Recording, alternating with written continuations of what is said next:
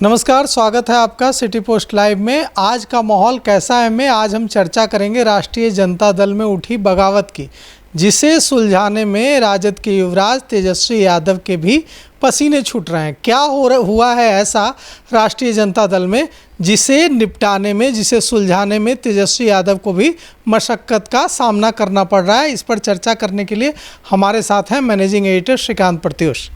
अब देखिए, अब आरजेडी कांग्रेस के बीच तो कलह थी ही, अब दोनों के बीच सामंजस्य दिख रहा है और एकता का संदेश लगातार महागठबंधन के दल दे रहे हैं। लेकिन आरजेडी के भीतर भी घमासान है, कांग्रेस के भीतर भी घमासान है। कांग्रेस में नई टीम आ गई है, पुरानी टीम से अदावत चल रही है। पूर्व अध्यक्ष जो है, प्रदेश अध्यक्ष कहीं नज़र नहीं आ रहे हैं, अखिलेश प्रसाद जी, और नई टीम जो है वो लगातार बैठकें कर रही है महागठबंधन की। तो कांग्रेस में भी इनफाइटिंग ज़बरदस्त है। और आरजेडी में जो खबर आ रही है कि जिस तरह से धृतराष्ट्र संजय की नज़र से देखते थे, उसी तरह से तेजस्वी यादव भी अब संजय की नज़र से ही बिहार की राजनीति को देख रहे हैं, समझ रहे हैं। ये तो जनरल परसेप्शन है तेजस्वी यादव के बारे में कि भाई तेजस्वी यादव वही करते हैं जो संजय यादव कहते हैं। तेजस्वी यादव को नेता के रूप में ट्रेंड किया है संजय यादव ने ही। कहा जाता है कि संजय यादव ने अटल बिहारी वाजपेयी से लेकर तमाम बड़े दिग्गज नेताओं का वीडियो दिखाया, उनका भाषण सुनवाया, जो महत्वपूर्ण नोट्स हैं वो करवाया और तेजस्वी यादव को ट्रेंड किया। अब आरजेडी में तो सब लोग मानकर चलते हैं कि जो संजय यादव कहेंगे वही तेजस्वी यादव करेंगे। अब खबर ये आ रही है कि विधानसभा चुनाव में तेजस्वी यादव की तरफ से संजय यादव ने अपनी टीम उतारी है।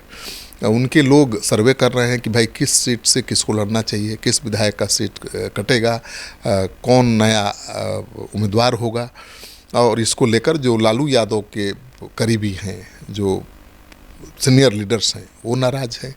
उनका कहना है कि भाई संजय यादव बिहार की राजनीति को कितना समझते हैं कि संजय यादव ये डिसाइड करेंगे कि कौन चुनाव कहाँ से लड़ेगा और किसका टिकट कटेगा। बिहार की राजनीति को तो लालू जी के साथ काम करने वाले सीनियर नेता समझते हैं। तो इसको लेकर आरजेडी में भी घमासान है और शायद इसी घमासान को शांत करने के लिए तेजस्वी यादव ने महागठबंधन की बैठक के बाद आरजेडी के दफ्तर में अपने पार्टी के नेताओं की बैठक बुलाई थी और जोश भरने की कोशिश की कि भाई अब डरिए मत, सारे सीनियर नेताओं की राय को लिया जाएगा, उनकी सहमति से ही आगे बढ़ा जाएगा, किसी की अनदेखी नहीं की जाएगी। और उन्होंने जोश भरा कि सभी सीटों पर तैयारी करिए, हम सरकार बनाने जा रहे हैं।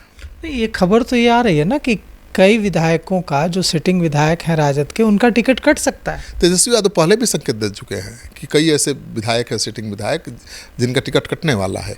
देखिए, पिछली बार जब चुनाव लड़े थे तेजस्वी यादव तो परिस्थिति बिल्कुल डिफरेंट थी। चिराग पासवान तेजस्वी यादव की लड़ाई को आसान कर रहे थे, जेडीयू की लड़ाई को मुश्किल बना रहे थे। नीतीश कुमार जो है, आपको पता ही है कि नीतीश कुमार के साथ जब तेजस्वी लड़े थे उस समय की परिस्थिति अलग थी। अभी नीतीश कुमार बीजेपी के साथ हैं तो परिस्थिति थोड़ी बदली हुई है। ऐसे में चुनौतियां बहुत बड़ी हैं महागठबंधन के सामने, तेजस्वी यादव के सामने। तो तेजस्वी यादव उन विधायकों का टिकट काटने वाले हैं जो जनता के बीच नहीं रहते हैं, जो जनता के बीच लोकप्रिय नहीं है, जिनसे जनता नाराज़ है, जनता बदलाव चाहती है। तो ऐसे करीब 2 दर्जन से ज़्यादा विधायक हैं जिनका टिकट कट सकता है, उनकी जगह पर नए उम्मीदवार को मौका मिल सकता है। तो जो संजय यादव का सर्वे हो रहा है, सब कुछ उसी पर निर्भर करेगा।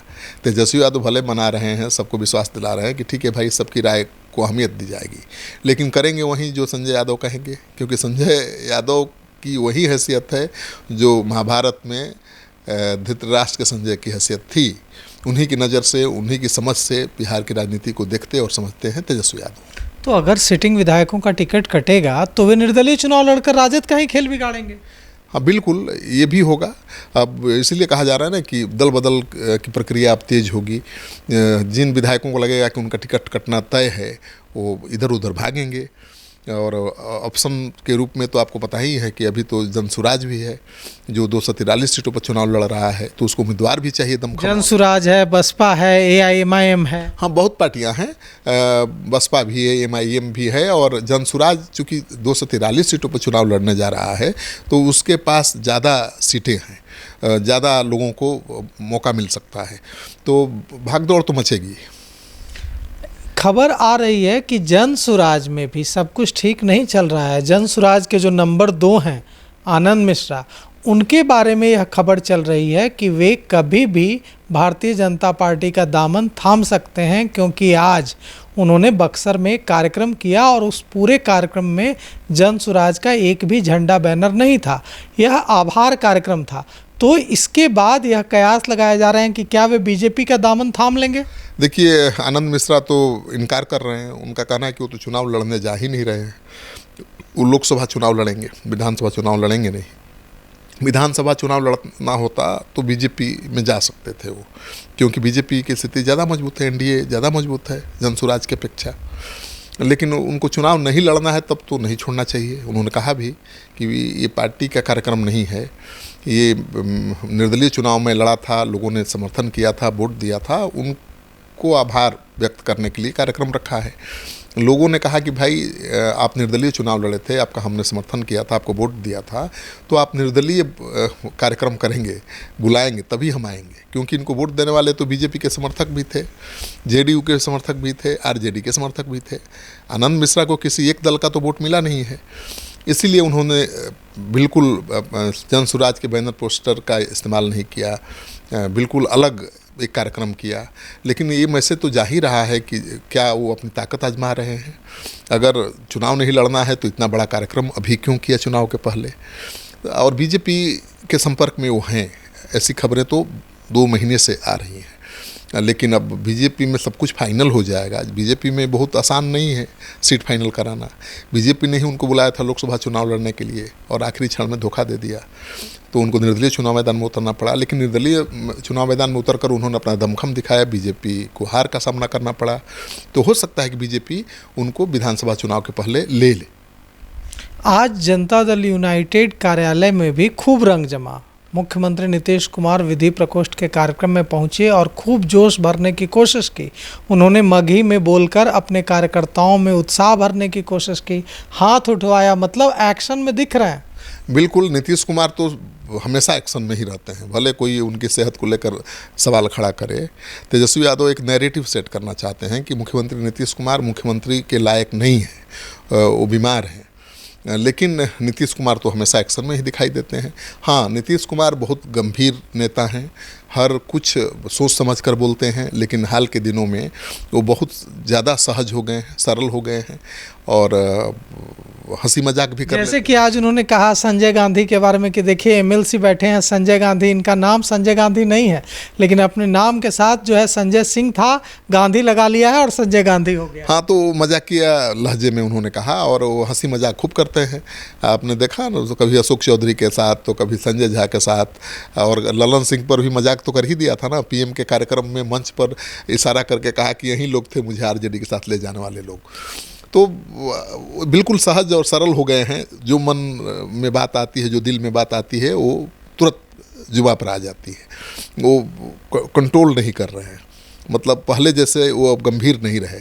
अब कि मुख्यमंत्री हूँ मैं, इतने बड़े पद पर हूँ, अब बिल्कुल एक आम सहज आम आदमी जैसे व्यवहार करता है। हमारा दादा बाबा जो व्यवहार करते हैं उसी तरह से व्यवहार कर रहे हैं। लेकिन जिस तरह से वो एक्शन में है, लगातार उन्होंने यात्रा भी की और लगातार कार्यक्रम में वो मशगूल हैं, एक दिन भी छुट्टी नहीं लेते। और स्वास्थ्य के बारे में भी कोई ख़राब खबर अभी आ नहीं रही है और एनडीए घोषित कर ही चुका है कि उनके नेतृत्व में चुनाव लड़ना है। तो मान कर चलिए कि एनडीए तो नीतीश कुमार के चेहरे पर ही चुनाव लड़ेगा और अगले मुख्यमंत्री भी नीतीश कुमार ही होंगे।